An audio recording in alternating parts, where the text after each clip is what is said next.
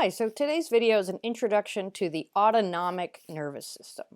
And the first thing that we want to do is figure out where we are in the nervous system, because it's a common misconception that the autonomic nervous system is somehow detecting information about this polar bear or other threats or something like that. But actually, the autonomic nervous system is the response, the motor output. So of course we can detect things in our environment like that polar bear, but that's through sensory systems. So we have two different kinds of sensory systems. We have sensory systems that detect, like the polar bear, external information. So eyes, ears, and so on are detecting information from the external environment.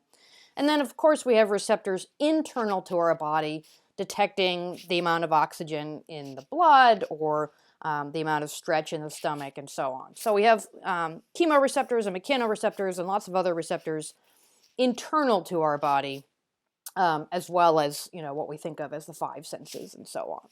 So that information goes into the central nervous system, the brain and spinal cord, and then that central nervous system constructs a response to that information, and that response is the motor output. And again, just like the sensory information, motor output has two divisions. There's the one that we're really familiar with, the movement of our skeletal muscles, which includes my movements and talking right now. Those are all skeletal muscles that are contracting under specific individual commands from the nervous system to contract. And that we're very familiar with, and we can see it, generally speaking, so it's easy for us to understand. And then the autonomic nervous system modulates the contraction of essentially internal muscle contractions, and these are mainly smooth muscle. So the muscle that makes up most of the walls of your intestine, for example, that muscle can actually contract independently of the nervous system, but the autonomic nervous system modulates its rate and its strength. In other words, it makes those contractions faster or slower and stronger or weaker. And the same is true, for example, of your heart. Your heart beats by itself. If you removed your heart from a body, it would beat by itself for a period of time. But the autonomic nervous system controls the strength of the heartbeat as well as the rate of the heartbeat. So all of these internal muscles as well as some internal glands are controlled by the autonomic nervous system. Often we are taught about these two divisions of the autonomic nervous system. All nerves of the autonomic nervous system, so all of these output signals going from the central nervous system to all of these organs, are either parasympathetic nerves or sympathetic nerves. And as a group, generally the action, or you could say in a colloquial way, the goals of the parasympathetic nervous system are to promote repair, storage of energy, preservation of energy for the future, and so on. So we often call this the rest and digest system. So the parasympathetic system tends to decrease the amount of resources that are going to, for example, skeletal muscles, the heart, and things like that, and increase the amount of resources that are going to digestion, metabolism, tissue repair, the immune system, the reproductive system, and so on. The sympathetic nervous system, when activated as a whole and strongly, is an emergency response system. I'm not sure that people run away from snakes that much in real life, but this is considered our fight or flight system. When it's fully activated, what we're doing is redirecting the resources of the body away from these basic tissue repair, metabolism, digestion, and so on, toward the organs that are going to allow us to respond physically to a threat. So especially the skeletal muscles that allow us to run away, and the heart. Now, you know that the contractions of the skeletal muscles, the actual running, those contractions are not triggered by the autonomic nervous system. So the act of running is the somatic nervous system, as shown in the last slide here, the external motor commands in the upper right here. But the resources being directed to those muscles. And that's what I really mean here more than anything else is blood flow. You're getting much more blood flow to the skeletal muscles when the sympathetic nervous system is activated, partially because you're reducing blood flow to other organs. So there's more blood pressure in the blood vessels that carry blood to the skeletal muscles and so on. You also get an opening of the airways and so on. So all of that is an emergency response. Now, it's not always the case that we have total activation of one or the other. If you're relatively relaxed right now, for example, but potentially worried about some life events, or you just climbed a flight of stairs or something like that, then you'll probably have partial activation of each of these different systems. Exercise is a good example, which you basically need sympathetic nervous system activation during exercise, but it's not an emergency situation in which you're running away from a predator, and not all parts of the sympathetic nervous system, not all sympathetic nerves will be activated during exercise. To take a very isolated example, if you go into your bedroom at night in preparation for going to sleep and the lights are off or low in that room, the sympathetic nerve to the muscle that surrounds the pupil in your eye will activate to allow more light to dilate your pupil and allow more light to come into your eye. But in general, this is a parasympathetic situation, resting, getting ready for bed, and so on. So sometimes you have one or two parasympathetic or sympathetic nerves activated when the other one is dominant. But we often speak of the body as sort of being in a mode of sympathetic or parasympathetic. If we look at the details, and this kind of figure is one that you want to have a cup of tea with. Just sit down and make friends with it. What's it saying? So down the middle of this slide, you've got all these different organs to which sympathetic or parasympathetic nerves go. On the left side of the slide, the sympathetic nerves, and on the right side, the parasympathetic nerves.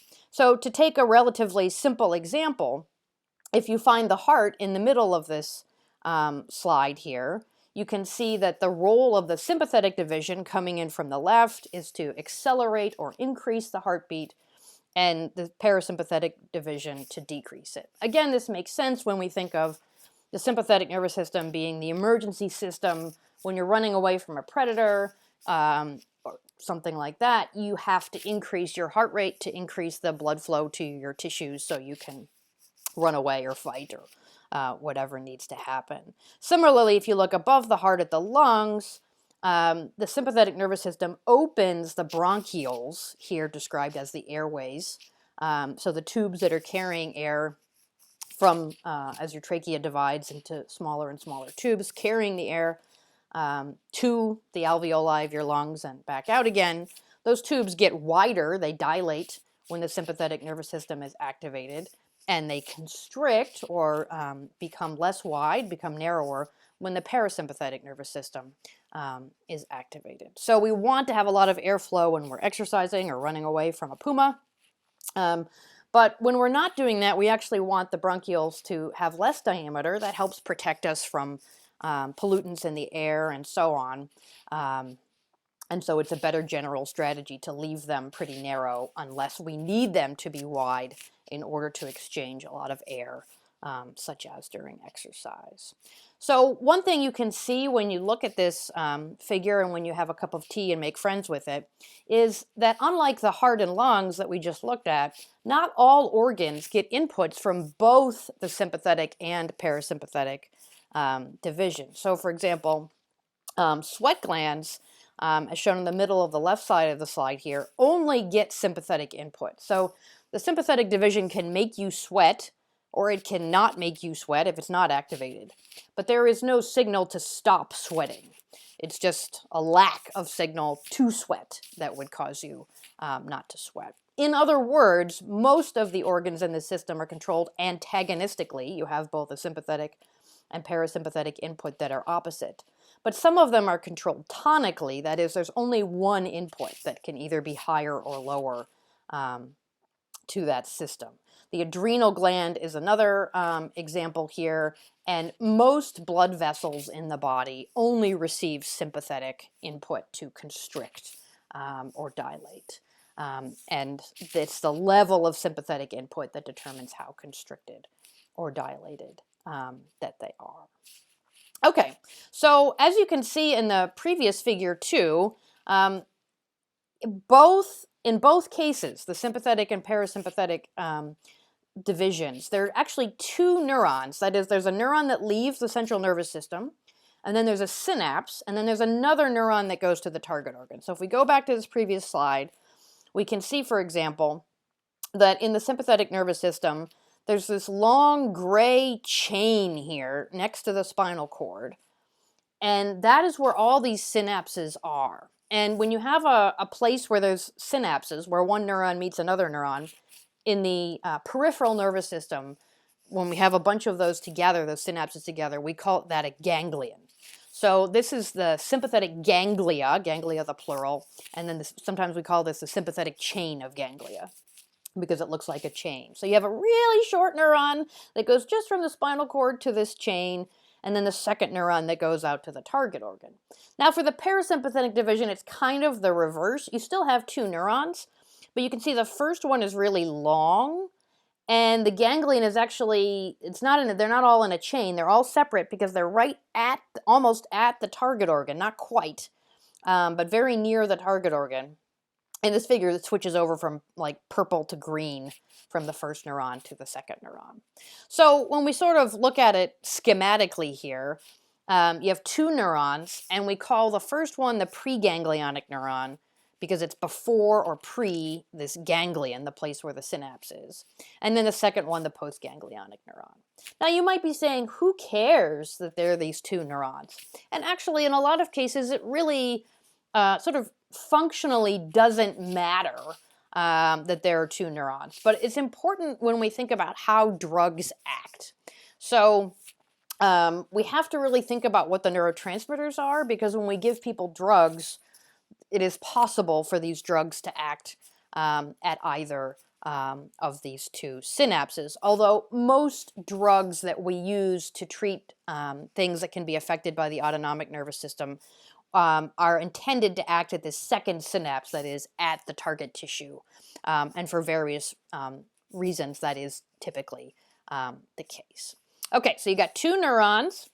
Now, if we look at the sympathetic and parasympathetic separately, you can see that the first synapse here, so the synapse that occurs in the ganglion, wherever that is an acetylcholine releasing synapse. And that is true for both the sympathetic and parasympathetic divisions. This is what we call a relay synapse, meaning there's no decision or integration really here. That is, whenever the first neuron in the chain is activated, the second neuron is going to be activated every time. So in a way, it's kind of almost a non-existent synapse, because we know that as soon as we activate the first neuron, we're going to activate the second one.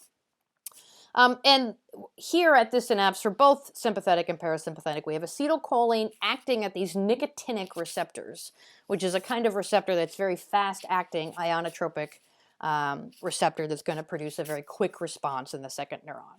Now, this is the interesting part.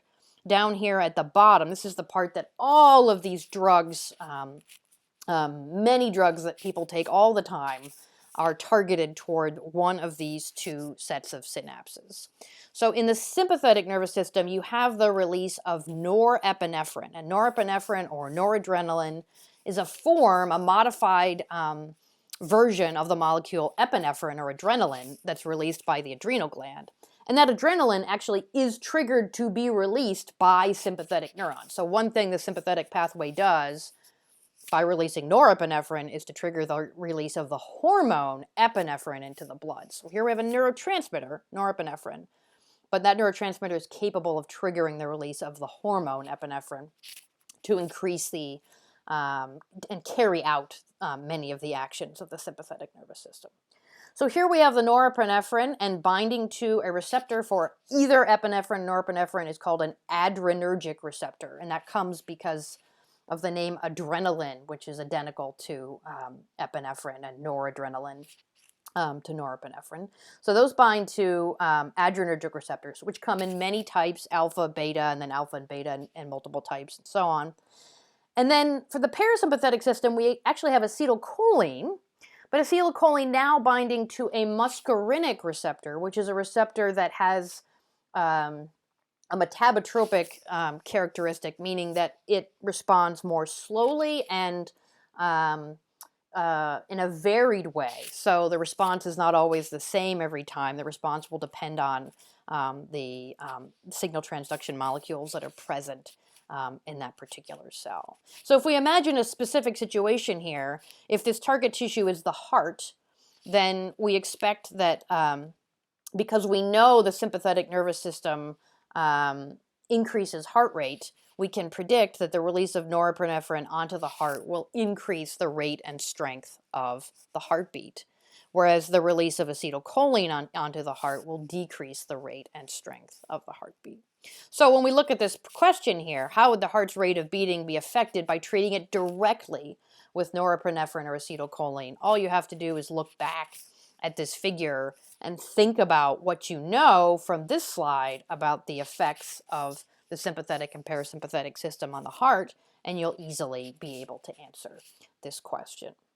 A slightly harder question, which requires you to remember the meaning of the terms agonist and antagonist, and here we're talking about receptor agonists and receptor antagonists, asks you to determine how do you want to treat someone whose bronchial smooth muscle is constricting. So remember, the bronchioles are the tubes in the lungs that carry air to the alveoli, where the oxygen and carbon dioxide are going to be exchanged with the blood. So what we want in this situation is for the tubes that deliver air to the alveoli to open.